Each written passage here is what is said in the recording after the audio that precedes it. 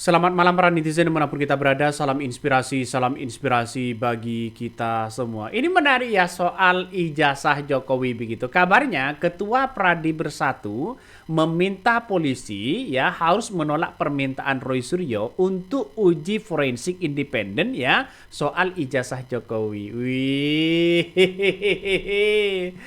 Ini kan beralibi sana sini pada akhirnya. Kalau ingin mencari titik temu kebenaran asli atau palsu, uji dong secara forensik. Uji dong secara sains begitu kan ya. Seperti telematika, seperti forensik dan sebagainya begitu. Ini merupakan titik temu nantinya begitu apakah asli atau palsu. Oke, sekarang metodologi apa yang akan digunakan kalau itu harus dilakukan kemudian pemeriksaan secara forensik ya kan? Makanya yang kami usulkan kemarin dan surat sudah kami masukkan adalah kami akan men-challenge ya lembaga forensik yang independen. Contohnya BRIN maksudnya? BRIN atau UI. Misalnya, Kenapa kok bisa menolak? Ada apa? Kalau memang asli, kenapa menolak? Kalau memang asli, kenapa nggak ditunjukkan? Itu selesai sebenarnya. Jangan beralibi sana sini begitu kan, ya. Pada akhirnya, ya termol di situ begitu. Pada akhirnya juga ingin menolak begitu kan, ya. Apakah jangan-jangan nanti bisa saja ada takut ketahuan atau bagaimana? Ini kan merupakan satu hal di mana untuk mencari fakta dan realita. Seharusnya kan seperti itu begitu kan, ya. Dan tidak hanya itu, mulai dari siapa Dokter Tifa begitu kan sudah mulai berbicara. Ini harus diuji secara forensik kabarnya, ya. Ini harus diuji secara forensik. Kalau memang benar-benar ada, uji dong secara forensik. Apa yang disampaikan Dokter Tifa ini benar. Ini bentuk mencari dokumen-dokumen penting soal ijazah itu, begitu. Ngeri. Ini semakin rumit ini. Ini nantinya semakin rumit ini kalau sudah seperti ini, ya. Bisa saja Jokowi sudah terpojok begitu kan, ya. Transkrip nilai, kemudian registrasi tahun 1980, registrasi ulang tahun 1981, kemudian ada invoice ya untuk pembayaran SPP, kemudian juga ada surat keterangan masuk ujian skripsi, kemudian ada skripsinya sendiri, kemudian ada lembar ujian lembar pengesahan, kemudian juga ada beberapa foto-foto terkait juga dengan beberapa dokumen KKN dari Joko Widodo sendiri. Kemudian juga beberapa artefak-artefak lain ya yang sudah kami kumpulkan. Dan ini sah untuk kami lakukan penelitian, sah untuk kami ajukan sebagai sebuah dokumen yang sudah masuk di dalam Undang-Undang KIP, Keterbukaan Informasi Publik. Kenapa? Karena selain dokumen itu milik dari seorang pejabat publik yang sekarang ini sedang kami lakukan investigasi atau penelitian, juga itu sudah menjadi domain publik karena sudah disiarkan oleh Barreskrim. Nah, Rustam Effendi saat diwawancarai, beliau siap mengikuti proses hukum yang berlaku. Tapi ketika pihak kepolisian memberikan ijazah yang autentik, maka akan dipertanyakan keaslian foto dalam ijazah itu. Sebab keyakinan beliau bahwa foto itu bukanlah foto Jokowi melainkan foto orang lain. Bila itu bukan foto Jokowi, berarti ada pemalsuan dokumen dan Bung Effendi pun mendapati siapa pembuatnya. Sehingga pihak kepolisian harus bertindak seadil-adilnya atas kasus ijazah ini. Bahkan Bung Rustam siap menerima resiko di penjara apabila ijazah itu asli. Tapi apakah Jokowi juga siap di penjara apabila ijazahnya palsu? Dan tidak hanya itu, Roy Suryo juga bersuara begitu kan, ya. Ada hal yang kemudian menanggapi soal bagaimana buku-buku yang beredar begitu kan, ya, yang sudah diberikan kepada Pak SBY kabarnya atau bagaimana. Tapi kita lihat saja bahwa Roy Suryo sebagai ahli telematika begitu, maka dia akan mengungkap secara pasti di situ begitu. Nah, ini banyak narasi-narasi di berbagai media sosial begitu. Saya kira ini langkah yang bagus begitu kan. Nah, ini langkah yang bagus untuk menunjukkan siapa yang kemudian bisa benar secara penelitian forensik atau bagaimana begitu. Nah, inilah salah satu komentar banyak yang kemudian mencari ya foto ya dengan yang Jokowi dengan ijazahnya. dengan adanya seperti ini maka orang-orang sangat berbicara begitu soal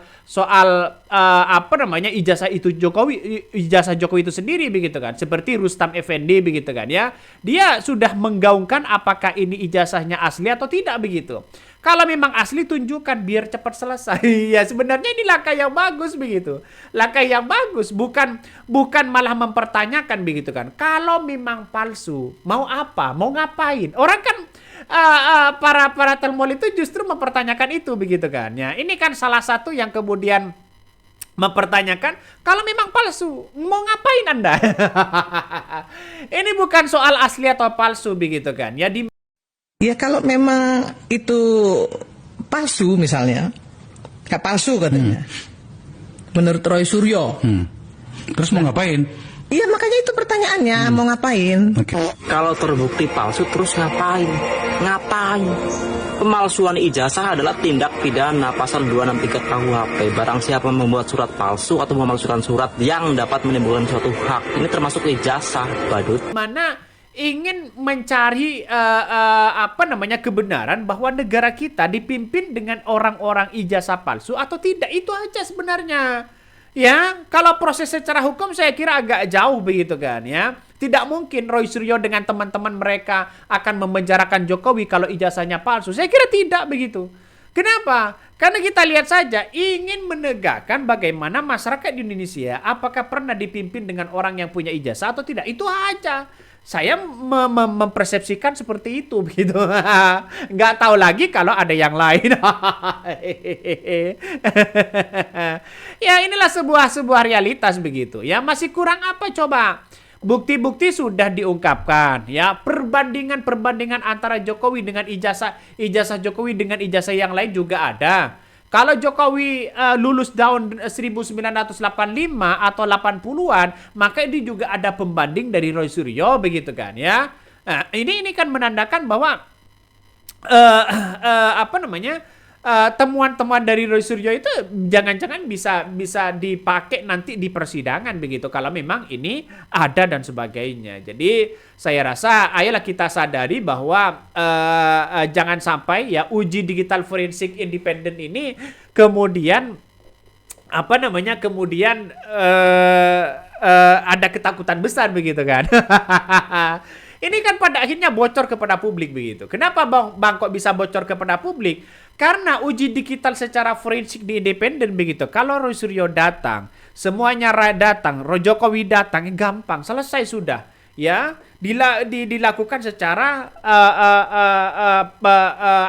dilakukan secara musyawarah bersama-sama begitu kan ya.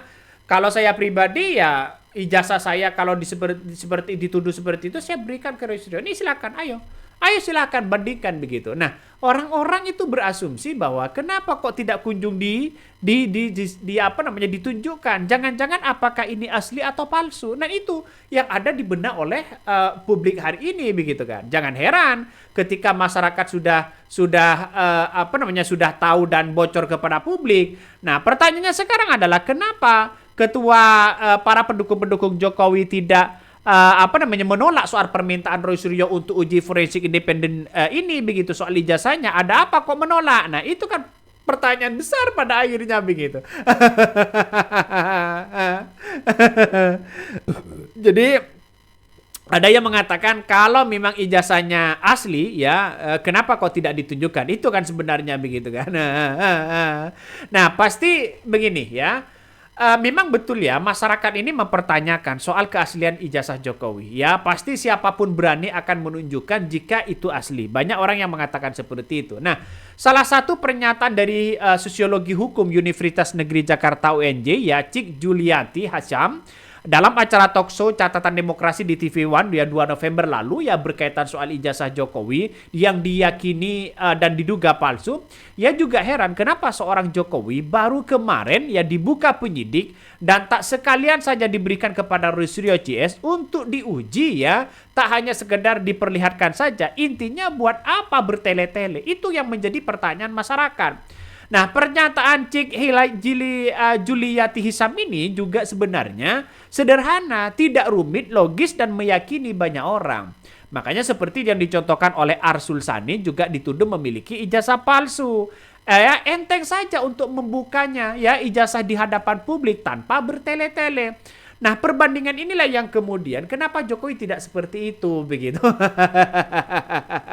Kan ngeri-ngeri sedap ya. Kenapa Arsul Sani bisa melakukan itu? Kenapa memang dia yakin begitu kan sekali bahwa ijazahnya asli? Dia bisa menjelaskan semua tanpa ada keraguan sedikit pun. Bahkan tak hanya ijazah, nilai pun yang diperlihatkan kepada publik. Seperti yang sudah kita ketahui bahwa Arsul Sani tak melaporkan ya, baik orang yang melaporkan itu karena memang ijazahnya asli. Tapi pertanyaannya sekarang, ya kenapa kok tidak kunjung disampaikan kepada publik? Nah makanya berasumsi apakah asli atau palsu begitu kan. Nah tak hanya perlu menyewa kuasa hukum, mengurus tuduhan dan itu yang tidak berargumen aneh-aneh bahwa kalau dibuka akan mengakibatkan terjadinya chaos. Itu kan seperti itu begitu kan. Nah, termasuk ya tidak meminta dukungan ya dari para alumni dan pihak kampus untuk menyatakan bahwa dia lulus universitas mereka. Kalau Arsul Sani bisa melakukan itu, mestinya Jokowi juga bisa karena adalah presiden 2 periode. Apa susahnya coba? Ini salah satu pernyataan-pernyataan dari masyarakat begitu kan. Harus diakui bahwa banyak ya kesimpang siuran ya atau kebohongan dalam kasus dugaan ijazah Jokowi. Sejak awal ingat ya, sejak awal terlalu banyak kalau diurut satu persatu. Itu salah satu komentar netizennya seperti itu. Ambil saja 2 contoh yang terakhir ya. Projo yang mengaku melihat ijazah Jokowi di rumah Jokowi dan asli katanya. Ternyata ijazah itu ada di Polda Metro Jaya karena sudah disita. Kemudian Andi Aswan juga mengaku ya men-scan ijazah asli Jokowi dan diperlihatkan di hadapan publik ya. Faktanya juga tidak demikian karena sudah dalam penguasaan penyidik Polda Metro Jaya. Kedua orang itu saja bermanuver seperti itu. Seperti kasus ya Wakil Gubernur ya Bangka Belitung ya Hiliana yang sudah menjadi tersangka kasus dugaan ijazah palsu. Jokowi pun ya akan mudah begitu. Tunjukkan saja kepada publik selesai kalau memang itu ijazah asli. Baik ijazah itu dinyatakan palsu maupun dinyatakan asli, di mana Roy Suryo CS tentu lebih mudah diseret ke pengadilan dan Jokowi cepat memperoleh keadilan. Betul. Coba kalau memang asli gampang untuk memenjarakan Roy Suryo. Tapi kalau palsu, dan itu yang menjadi acuan begitu kan dari masyarakat. Ya, wallahu alam begitu. Ngeri sedap ya. Tapi kenapa justru ini terkesan serba lambat ya? Karena prosesnya dianggap tidak dibuka seterang-terangnya. Jokowi ya tidak mau terbuka dan penyidikan pun seperti tak mau membuka ya. Uji digital forensik independen apa salahnya? Dipenuhi saja jika memang ijazahnya asli. Alasan kehati-hatian memang bisa dipakai, tapi untuk kasus ijazah yang sudah dipakai berkali-kali untuk mendapatkan jabatan politik, alasan berhati-hati itu bisa dianggap adalah sesuatu yang ganjil atau semacam permainan. Apalagi diikuti dengan kebohongan-kebohongan yang kasat mata. Ingat, ini adalah kasus ijazah bukan mega korupsi. Ijazah yang sudah dipakai berkali-kali tak ada gunanya lagi. Bahkan sampai saat ini, kasus ini pun ya belum juga P21 ya, dan 5 tersangka lainnya juga belum diperiksa sebagai tersangka ya, butuh bukti apa lagi. Nah, kalau kita melihat rujukan KUHP yang ada, maka bisa saja Roy Suryo ya tidak terjerat itu kabarnya dan tidak bisa ditahan begitu. Kabarnya dan juga jauh untuk ditahan. Kabarnya begitu. Apalagi alumni UGM ya, banyak yang mempertanyakan itu. Siapapun pasti akan sangat bangga. Justru aneh kalau orang tak bangga dengan soal ijazah UGM ya. Kalau memang asli ya semuanya akan bangga itu begitu kan. Nah, makanya inilah yang kemudian Roy Suryo dan kawan-kawannya ingin mengambil begitu kan ya, secara forensik independen begitu. Saya kira inilah kayak yang bagus. Kenapa kok ditolak oleh geng Mulyono begitu? Takut ya, panas ya, takut ketahuan. Oke, mungkin itu yang kami sampaikan ya. Tonton terus di channel Hodari Podcast Rakyat ini. Jangan lupa di subscribe.